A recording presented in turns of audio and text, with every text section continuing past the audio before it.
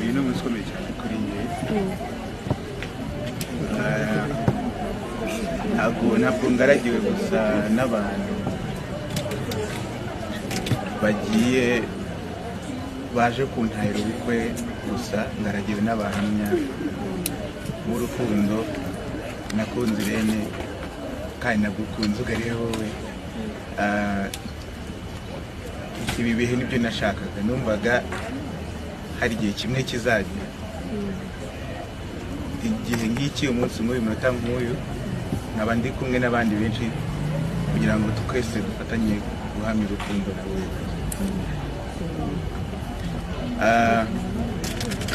Mfite ibintu byinshi nagukundiye, ariko kimwe muri byo ni uko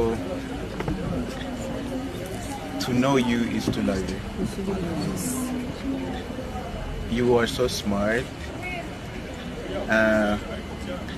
Before abantu babona your physical beauty cyangwa the external beauty, ngewe nabanje kumva the inner beauty that is in you. And ntabwo muri kumva ariko kumubwira amagambo meza cyane.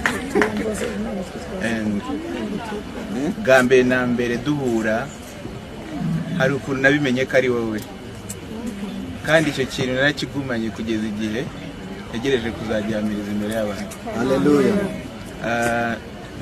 Imana yari ibizi neza kubera ko muri benshi mu mamiliyoni atuye isi hari impamvu yatumye ari we duhura tukagomana. Urukundo rwanjye rero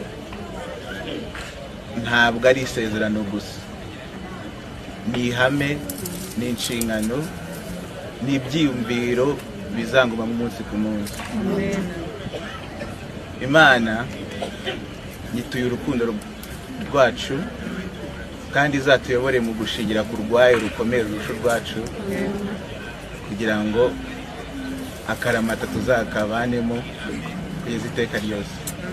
Ndagukunda, Imana ikagukunda kundusha.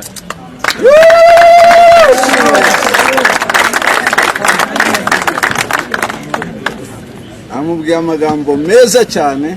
Ni inkuru ishimishije, ni inkuru ibyishimo bikomeye y'umuhanzi wacu Bosco yasezeranye imbere y'Imana. Mbese bwari ubukwe ubona ko bumeze neza. Nyuma y'igihe kirekire rero maze kubona Bosco ateye ivi kuri Mukamisha Irene, byari ibirori byiza birenze. Noneho ubu ngubu rero baje gusezerana urudashira, aho bagiye kubana akaramata we n'umufasha we. Rero ni ibirori byitabiriwe n'abantu benshi bagiye batandukanye, bagiye bava imihanda itandukanye, ariko hari amwe mu magambo Niyo Bosco yasezeranye yagiye akora mu gusezerana kwe, amagambo yagiye akora abantu benshi ku mutima, mu byishimo bikomeye, ndetse wabonaga yuko akanyamuneza kuri Mukamisha Irene Niyo Bosco ari ibintu byishimiwe n'abantu benshi. Wabonaga bose yuko bafite akanyamuneza. Amwe mu magambo yavuze rero Niyo Bosco yavuze ati, urukundo rwanjye si isezerano gusa, ahubwo ni ihame n'inshingano n'ibyiyumvo bizagumaho iteka umunsi ku munsi. Ni amagambo rero yakoze abantu benshi ku mutima ubwo yayabwiraga Mukamisha Irene, byari ibyishimo byinshi. Aya magambo rero akomeye agize indahiro ya Niyo Bosco ubwo yasezeranaga imbere y'Imana n'umufasha we Mukamisha Irene kuri uyu wa Gatanu tariki 16 Mutarama 2026. Byari ibirori rero byiza, byari ibirori bishimishije nk'uko muri kugenda mubibona aho ngaho kuri screen aho ngaho. Byari ibirori byiza. Uyu mugabo rero, uyu muhango ubu ngubu akaba agiye kuba umugabo, akaba agiye kuva mu busore, akaba agiye kuba yarushinga. Uyu muhango rero wuje urukundo n'amarangamutima ya benshi, bitabiriwe n'abantu benshi batandukanye, harimo ibyamamare bigiye bikomeye hano mu gihugu cy'u Rwanda.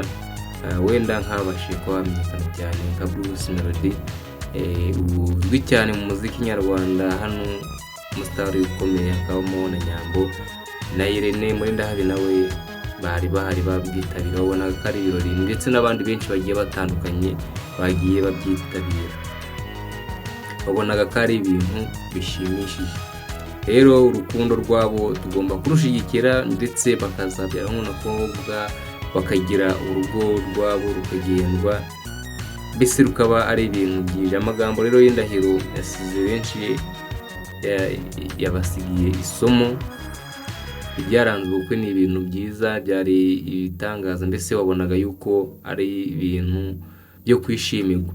Muragenda mubibona uko byari bimeze hano kuri screen, nuko babyakiriye abantu bagiye batandukanye, kandi mbereke uko byari bimeze.